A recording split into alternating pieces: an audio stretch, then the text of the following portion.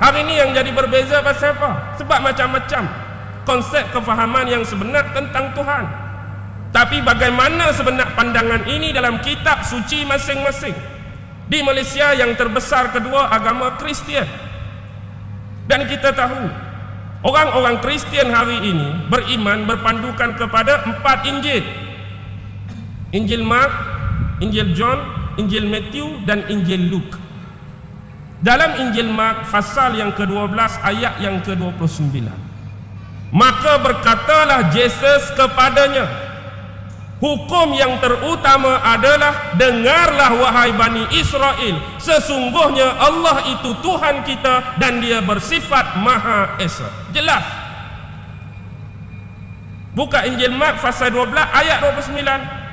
Maka berkatalah Yesus kepadanya, hukum yang terutama adalah, dengarlah wahai Bani Israel, sesungguhnya Allah itu Tuhan kita dan dia bersifat Maha Esa. Bukan satu ayat ni, banyak lagi bertaburan dalam Bible yang lain. Tetapi kenapa ayat ni diabaikan, dinafikan dan dikesampingkan oleh penganut-penganut dia sendiri?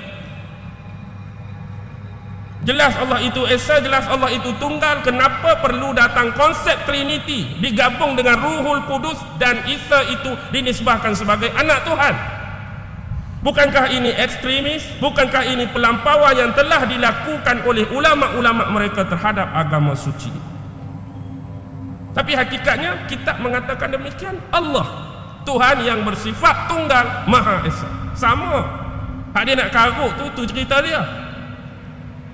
Agama apa lagi hak ada? Agama Hindu sebagai contoh. Agama Hindu mereka beriman, berakidah, berkeyakinan dengan 2 jenis kitab. Satu dipanggil Sruti, satu dipanggil Smurti. Sruti yang pertama ialah kitab yang mereka yakin dan percaya yang ini diwahyukan oleh Tuhan, oleh pencipta kepada para rishi, kepada para utusan. Kalau nisbah agama Islam yang diarti nama Nabi-Nabi dan Rasul-Rasul. Kita tak kenal pun siapa dia punya rishi, cuma hak kita kenal Rishi Kapoor saja. Dia ada 3 jenis kitab dalam komponen Sruti, hak diyakini diwahyukan. Yang pertama, Weda. Kita belajar sejarah tingkatan 5 dulu. Kitab Weda ada 4 jenis: Rig Weda, Yajur Weda, Sama Weda, Atharva Weda. Yang kedua, kitab Upanishad. Pertama disebut Chandogya Upanishad. Yang kedua Suita Sutara Upanishad. Yang ketiga Bandana Rayaka Upanishad. Yang ketiga Gita, Sri Bhagavad Gita. Inilah kitab yang tergolong dalam golongan Sruti yang diyakini dan dipercayai diwahyukan oleh Tuhan kepada para rishi. Nak cari mana dalil, bukti dan hujah? Buka kitab Upanishad. Dalam Chandogya Upanishad pasal yang ke-6 bahagian 2 ayat 1, apa yang dia sebut? Akam avidetuim. Ingat kitab Weda ni bila hari ni sinonim dengan orang India. Kitab Weda ni tulis bahasa Tamil ke bahasa Sanskrit? Sanskrit. Kadang-kadang orang Hindu sendiri pun tak reti nak baca kitab dia. Kena belajar bahasa Sanskrit baru boleh baca. Sama macam kita, orang Melayu bahasa Melayu, tapi nak baca Quran kena belajar bahasa Arab. Tak belajar tak reti, boleh baca. Chandogya Upanishad pasal ke-6 bahagian 2 ayat 1, Akam avidetui. Maksud dia sama dengan ayat 1 Al-Ikhlas. Allah itu satu, Allah itu Esa, Allah itu tunggal. Jelas? Dalam Suita Sutara Upanishad pasal yang ke-6 ayat yang ke-19, apa disebutkan? Cuba cek nanti sama ada saya terlupa pasal ke-6 betul ayat yang ke-9 atau 19. Yang saya rasa lebih kepada pasal ke-6 ayat yang ke-9. Dia sebut apa? Nakasya Kasji Janita Nakapida. Apa dia maksud dia? Sama dengan Ikhlas ayat 3, Lam yalid wa lam yulad. Dia adalah zat yang tidak beranak dan zat yang tidak mempunyai tuan, otomatik tak ada ayah, tak ada ibu.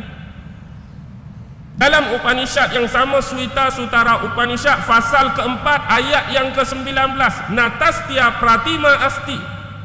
Apa maksud dia? Sama dengan ayat 4 surah Al-Ikhlas, walam yakul lahu kufuwan ahad. Tidak ada yang sama, yang sekupu, yang setara dengan dia. Lepas tu bila ayat ni menceritakan pada pencipta dia, kenapa ayat ni diabaikan? Kenapa ayat ni dilupakan? Adakah orang-orang Hindu tak jumpa ayat ni dalam Upanishad mereka? Mustahil. Mereka memiliki ramai ulama-ulama mereka. Mereka memiliki ramai sami-sami mereka yang berkemampuan untuk memahami ayat ini dengan baik dan jelas. Tetapi hakikatnya bagaimana bentuk konsep ketuhanan yang lahir daripada agama Hindu sekarang? Sama ke tak sama? Tak sama. Maksudnya dah berlaku penyelewengan dalam agama ini. Bagaimana dengan agama Buddha? Agama Buddha, sebelum itulah kita terlupa hak Smurti ni. Smurti ni mereka tak dakwa ni wahyu Tuhan. Smurti ni ialah kitab yang ditulis oleh manusia. Tapi mereka yakin, mereka percaya. Sebab Smurti ni tak melibatkan akidah, tak melibatkan ibadat. Dia lebih kepada sejarah dan penceritaan. Hak kita belajar dulu, hak depan saya ni, hak berumur 50-60, Hikayat, Ramayana dan Mahabharata, karangan Walmiki yang memiliki lebih daripada 100,000 bait. Itu Smurti. Baik, Buddha. Bila sebut tentang Buddha, Buddha pun ada dua juga. Pertama dia panggil Pitaka, yang kedua dia panggil Sutra. Pitaka dia ada 3, Tripitaka, 3 bakul, Sutta Pitaka, Wisaya Pitaka, Abhidhamma Pitaka. Dalam Sutta Pitaka yang pertama ada bab nama Udana, fasal yang ke-8, ayat yang ke-3. Dengarlah olehmu wahai para bikhu. Who is bikhu? Bikhu orang-orang yang berotoriti dan berintegriti dalam agama Buddha. Bikhu merujuk kepada para sami dan agamawan Buddha. Sesungguhnya ada sesuatu zat yang tidak terlahir, sesuatu zat yang tidak terjelma, sesuatu zat yang tidak tercipta. Dia maha agung, dia maha mutlak. Cerita siapa ni? Cerita siapa ni? Ada sesuatu zat yang tidak tercipta, yang tidak terjelma, yang tidak tergambar. Dia maha agung, dia maha mutlak. Cerita pasal siapa ni? Ini jelas dalam Sutta Pitaka Udana fasal 8 ayat 3. Bagaimana dengan agama Sikh? Agama Sikh antara agama minoriti tempat kita. Kitab agung agama Sikh Sri Guru Granth Sahib. Sri Guru Granth Sahib. Dia ada volume 1 fasal 1 ayat 1. Ayat ini dianggap sebagai Japoji Mul Mantra, ayat penting. Sesungguhnya hanya ada satu sahaja Tuhan yang eksis. Ada satu saja Tuhan yang wujud, ada satu saja Tuhan yang ada. Keeksistenan dia, kewujudan dia, keberadaan dia tidak nampak pada pandangan mata manusia. Dia digelar Ek Omkara. Siapa Ek Omkara? Tak tahu, tapi sifat dia dah disebut awal tadi. Hanya ada satu saja Tuhan yang wujud dan ada. Wujud dan keberadaan dia tak nampak pada pandangan mata. Jelas. Agama Yahudi, walaupun kecil bilangan dia di Malaysia, agama Yahudi lebih merujuk kepada Old Testament ke New Testament? Old Testament. Dalam tu ada Taurat 5, Book of Genesis, Book of Exodus, Book of Deuteronomy, Book of Leviticus, Book of Numbers. Dalam kitab Nabi Yesaya, Nabi Yesaya ni bukan 25 Rasul dalam Quran, tapi dia termasuk dalam Nabi dan Rasul hak 313, mengikut fahaman agama Injil pula, agama Kristian. Dalam kitab Nabi Yesaya fasal ke-45 ayat yang ke-5, Akulah Tuhan, tidak ada Tuhan lain kecuali Allah. Kitab Nabi Yesaya pasal ke-45 ayat yang kelima, akulah Tuhan, tidak ada Tuhan lain kecuali Allah. Jelas. Dalam kitab Ulangan pasal yang kelima ayat yang ketujuh, jangan ada di hadapan kamu hai Bani Israel selain aku Allah Tuhan kamu. Jangan ada di hadapan kamu wahai Bani Israel selain Allah, aku ni Tuhan kamu. Jelas ke tak jelas? Jelas. Agama apa lagi? Zoroaster alias Zarathustra, agama Parsi kuno. Zoroaster ni nama Nabi.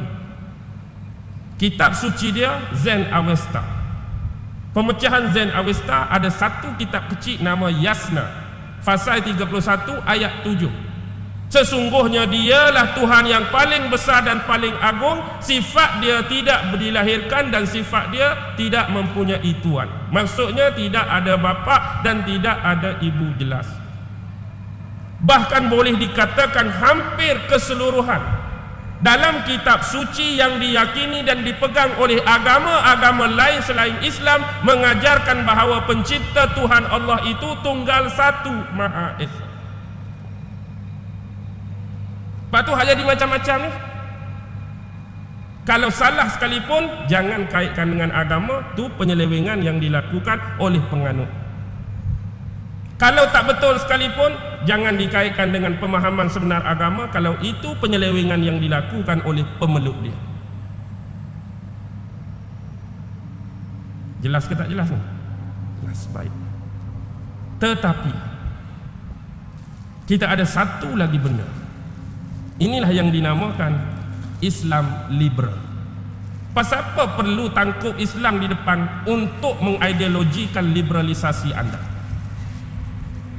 Kenapa perlu kait dempingkan Islam dengan liberalisasi anda?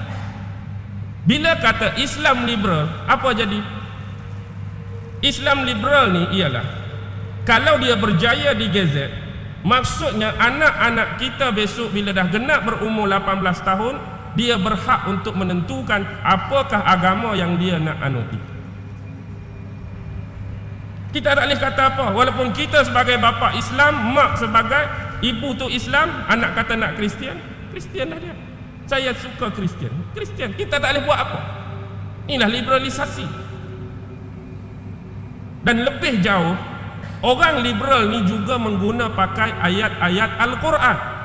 Dia juga mengguna pakai hadis-hadis Nabi. Tetapi kadang-kadang dia memadankan pemahaman ayat-ayat Quran, dia mengeksploitasi dan memadankan hadis-hadis Nabi bukan mengikut disiplin ilmu yang sebenar. Kalau hari ini kita nak mentafsir Al-Quran, kita nak menghuraikan hadis-hadis Nabi, kita memerlukan sekurang-kurangnya berbelas-belas jenis ilmu. Baru kita boleh tafsir Al-Quran, baru kita boleh menghuraikan hadis. Tapi mereka mentafsirkan dan mengeksploitasi ayat Quran dan hadis kadang-kadang berdasarkan rasional akal dan rasional logik semata-mata. Maksudnya Al-Quran ni boleh ditafsir mengikut pelbagai aliran, mengikut pelbagai kefahaman. Kita jangan statik dengan disiplin ilmu kuno yang dibawa oleh ulama-ulama dulu. Zaman makin berkembang, waktu makin berjalan, masa makin hebat. Takkan kita nak berpegang dan tertakluk dengan disiplin ilmu ulama-ulama kuno, sedangkan zaman mereka berbeza dengan kita. Zaman mereka jauh dengan kita. Kita hari ini perlukan satu pentafsiran yang mempunyai nilai yang baru, yang boleh diguna pakai oleh semua. Akibatnya semua orang boleh tafsir Al-Quran ikut cita rasa dia. Dia rasa betul lagu ni, dia pakai. Contoh, sekiranya seorang lelaki itu nak berkahwin, sekiranya kamu berkemampuan, kahwinlah seorang. Kalau kamu mampu, kahwin dua. Kalau mampu, tiga. Kalau mampu, empat cukuplah. Kalau lima, lebih. Tapi lagu mana kalau dia eksploitasi ayat ini? Sekiranya mampu, kahwin satu. Sekiranya mampu, kahwin dua. Satu campur dua, tiga. Sekiranya mampu, kahwin tiga. Tiga campur tiga, enam. Sekiranya mampu kahwin 4, 6 campur 4, 10. Nabi kita kan 10, akan kita kan samalah 10 jugalah. Awak jauh beza sangat, Nabi boleh 10, 11, kita 4 je. Dia awak mari lagu tu lagu mana?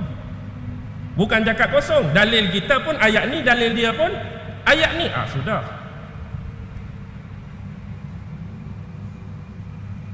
Kadang-kadang agama ini rasional dan logik pada akal.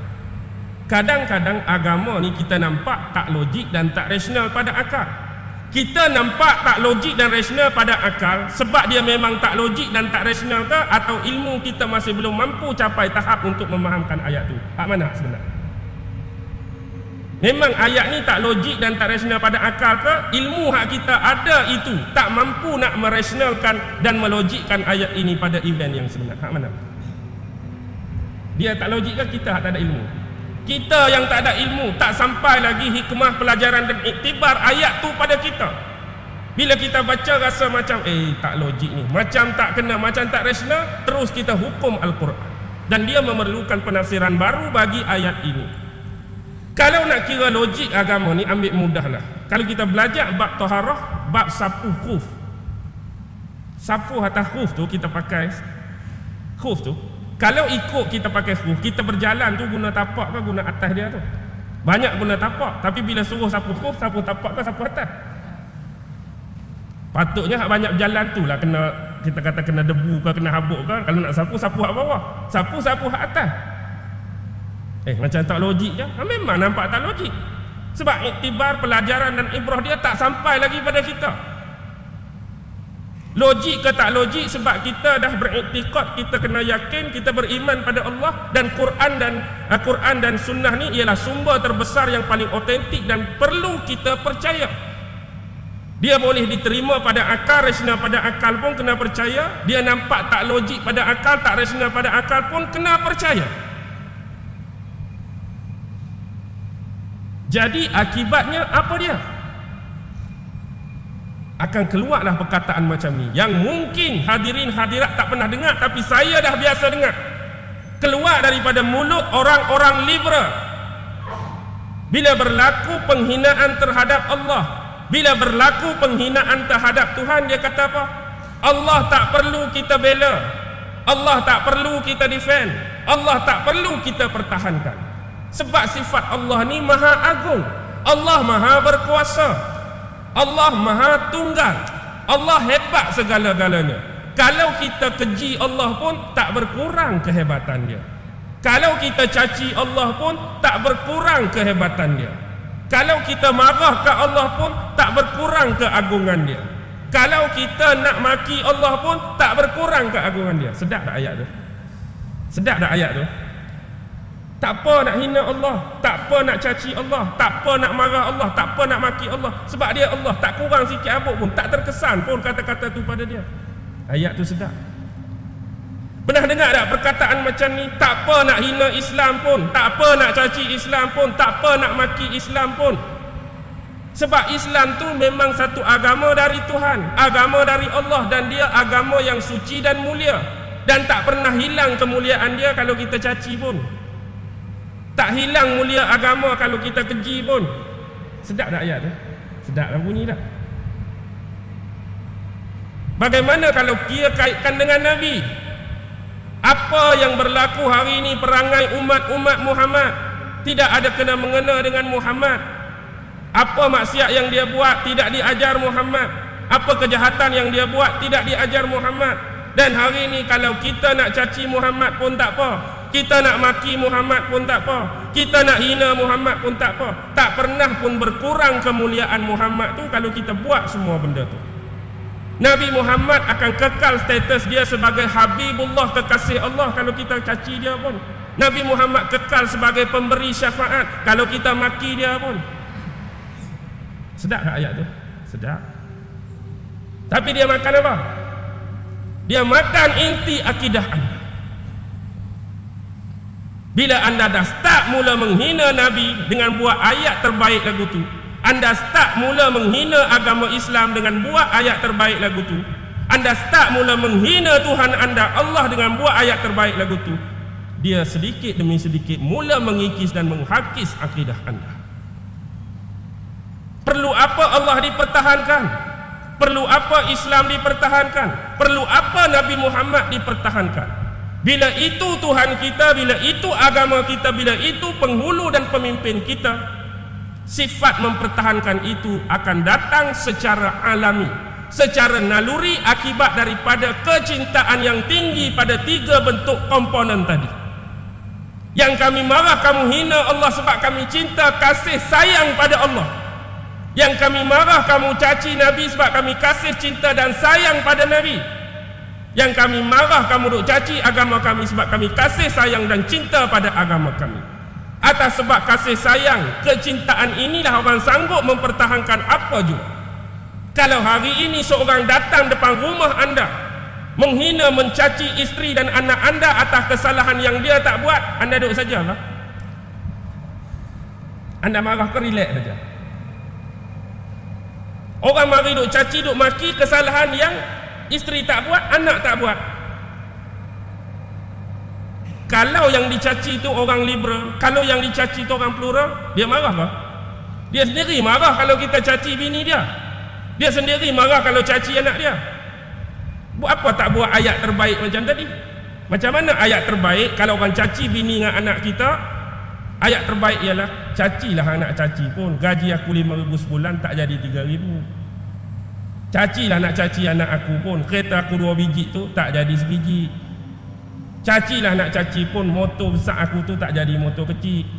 Cacilah nak caci pun, rumah aku 3 tingkat tak jadi setingkat. Buatlah ayat bodoh terbaik tu. Tak payahlah marah kat orang tak? Tadi sempoi buat ayat tu, buat ayat tu jugalah. Tapi hakikatnya anda akan hot, anda akan panas, anda akan meradang bila orang caci maki pada tempat yang bukan sebenar. Dan perlu ditegaskan bahawa 3 jenis ideologi ini sama ada sekularisme, pluralisme dan liberalisme ini adalah sememangnya bercanggah dengan disiplin dan prinsip ilmu Islam. Bahkan lebih jauh dia bercanggah dengan akidah umat Islam. Dan sebab itulah ramai ulama mengkategorikan haram. Haram apa? Menganut fahaman dan ideologi sekularisme, pluralisme dan liberalisme. Tapi nampak mangkuk lagu ni pun pengikut ramai tu mai ikut mana ustaz? Nampak pandai lagu ni pun pengikut ramai mai ikut mana ustaz? Nampak tak berapa betul pun pengikut ramai mai ikut mana ustaz? Lupa dah hak depan tadi. Lupa dah hak depan tadi. Pengikut-pengikut datang dari mana? Hak tak semayang yang anda abaikan beratus-ratus orang itulah yang akan jadi pengikut di sini.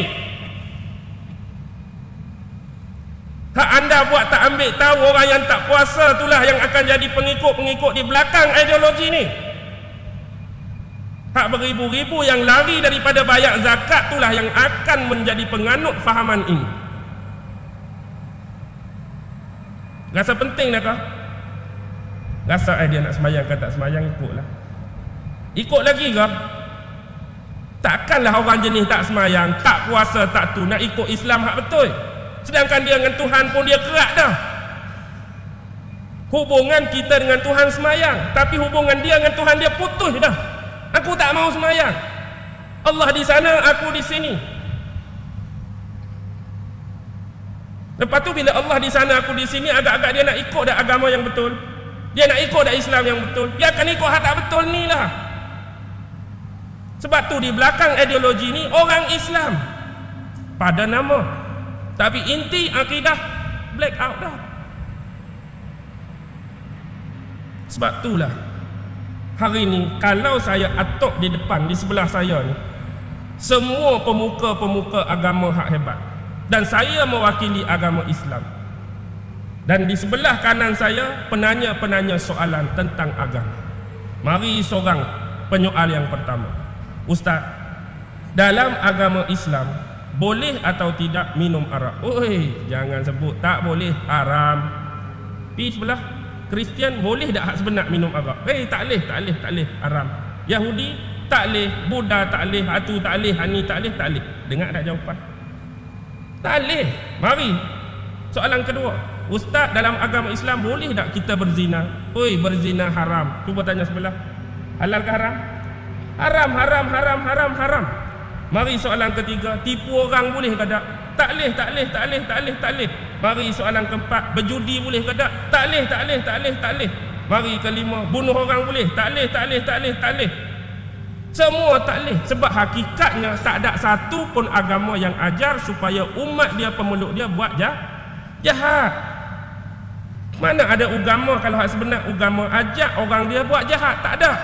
Semua nak buat benda yang baik, melahirkan adab yang baik, akhlak yang baik, etika yang baik. Hakikatnya bila start saja kita langkah kaki keluar daripada rumah, bermacam peristiwa dan event ada depan mata.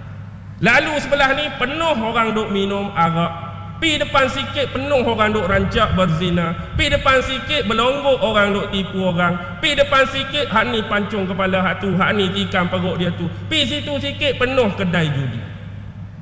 Hakikatnya bila perkara-perkara ini berlaku depan mata yang ditidakkan oleh semua agama, yang diharamkan oleh semua agama, yang tidak bolehkan oleh semua agama, agama mana yang sedang terlibat buat benda ni sekarang? Jawab.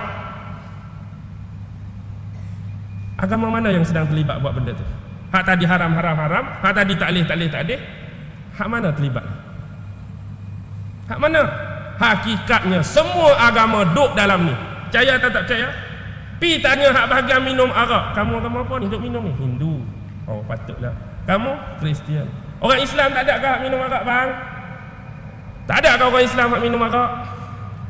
Ada agama Islam di situ. Pi depan sikit rancak berzina.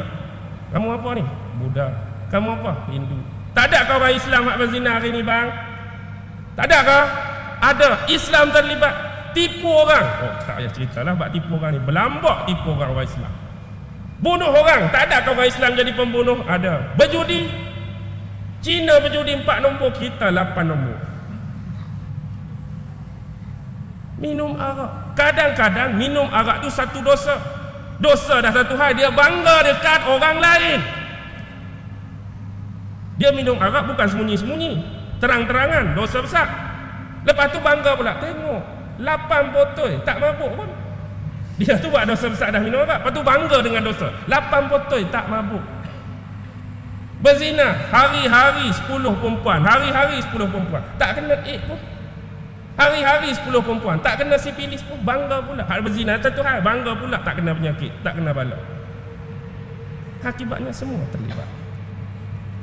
Dan atas nama agenda toleransi syirik ini, Dajjal tak akan mampu buang agama anda. Sebab agama adalah teras akidah dan kepercayaan pada Tuhan, yang dia cuma perlu buat kikis inti akidah anda.